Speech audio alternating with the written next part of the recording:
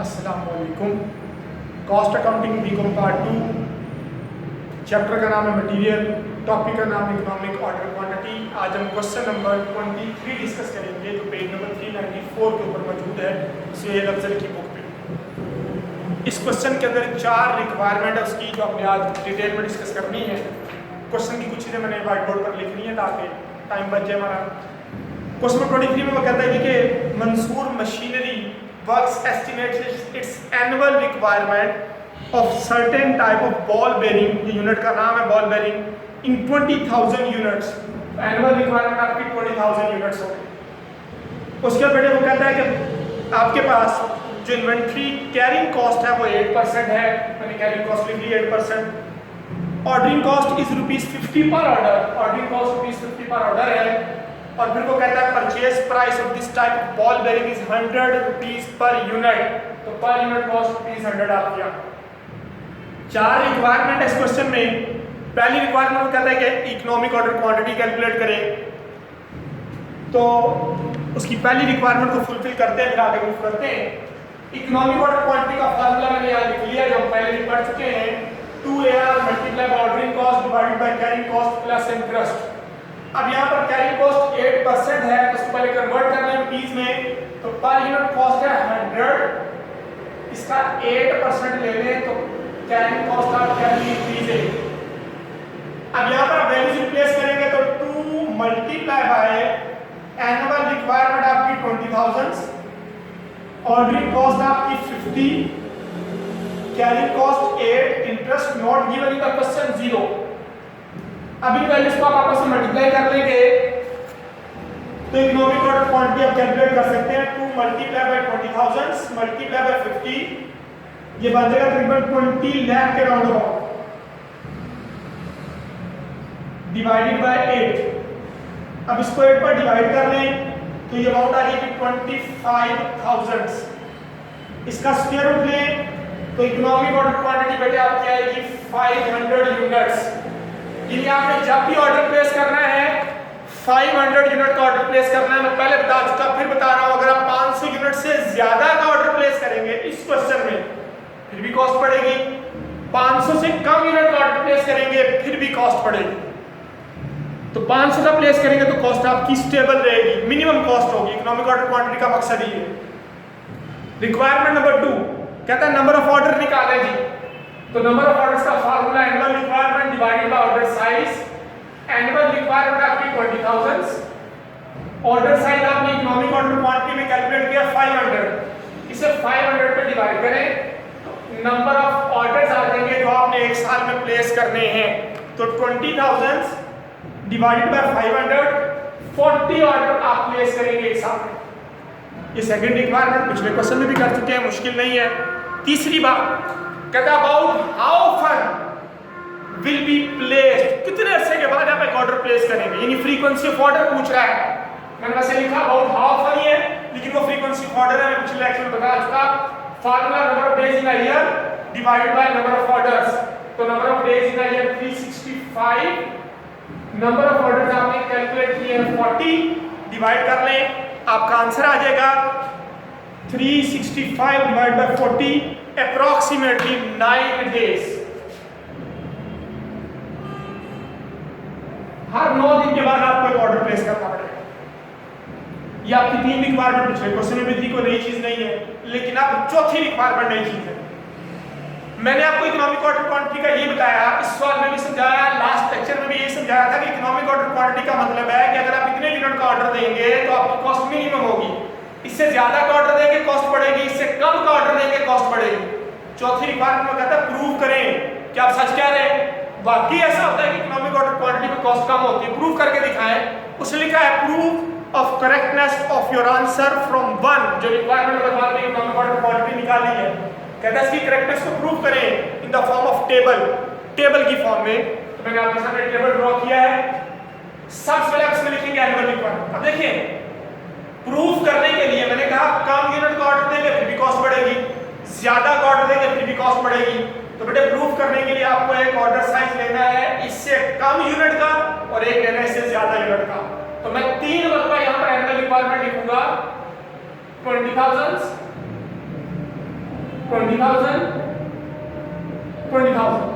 Centre में आप रखते हैं इकोनॉमिक ऑर्डर क्वांटिटी, वो है 500 यूनिट्स। अब एक ऑर्डर साइज से कम यूनिट का ले लें और एक ऑर्डर साइज से ज्यादा यूनिट का ले लें। फॉर एग्जांपल मैं कम यूनिट का ऑर्डर लेता हूं, मैं कहता हूं 400 का ऑर्डर साइज हो। एक ज्यादा का ले लें, ज्यादा का नेक्स्ट मैं कहता हूं 1000 का ऑर्डर साइज ले लें। अब मैंने ऐसा क्यों किया, आप अपनी मर्जी से ले सकते हैं, लेकिन मैंने वो फिगर सेलेक्ट किया जिसकी वजह से आंसर पॉइंट में ना चला जाए, इजीली डिवीजन हो जाए, मैंने वो वाली यूनिट्स ली। आप अपनी मर्जी से कोई भी कम या ज्यादा ले सकते हैं, आंसर हमेशा करेक्ट आएगा। देखिएगा प्लीज, अगला कॉलम है नंबर ऑफ ऑर्डर्स। फार्मूला वही नंबर ऑफ ऑर्डर्स का, annual requirement divide by order size. Annual requirement यहां पर है 20,000 और ऑर्डर साइज है 400 यूनिट का, तो 20,000 डिवाइडेड बाय 400 कर लें तो ये बनेगा 50, यानी यहां पे 50 ऑर्डर प्लेस कर रहे हैं। यहां 20,000 डिवाइडेड बाय ऑर्डर साइज आपका 500, जहां पर आपने 40 ऑर्डर प्लेस करने और पहले कैलकुलेट किया हुआ सेम वही 20,000 डिवाइडेड बाय 1000, यहां पर आपको 20 ऑर्डर प्लेस करने पड़ेंगे। 20,000 को 1000 पे डिवाइड करें तो 20 ऑर्डर आएंगे। उसके बेटे एवरेज इन्वेंट्री, एवरेज इन्वेंट्री निकालने का बेटे फार्मूला होता है order size divided by 2। Order size को आपने 2 पे डिवाइड कर देना, आपकी एवरेज इन्वेंट्री आ गई। अच्छा, आपने एवरेज इन्वेंट्री निकालनी क्यों है? क्योंकि कैरिंग कॉस्ट को निकालने के लिए एवरेज इन्वेंट्री की जरूरत पड़ती है। तो एवरेज इन्वेंट्री जब यहां पर निकालेंगे तो 400 यूनिट्स डिवाइडेड बाय 2 करें तो ये 200 आ जाएगी। यहां पर आपकी ऑर्डर साइज 500 है, इसको 2 पे डिवाइड करें तो 250 आ जाएगा। और यहां पर ऑर्डर साइज 1000 है, इसको 2 पे डिवाइड करें तो 500 आ।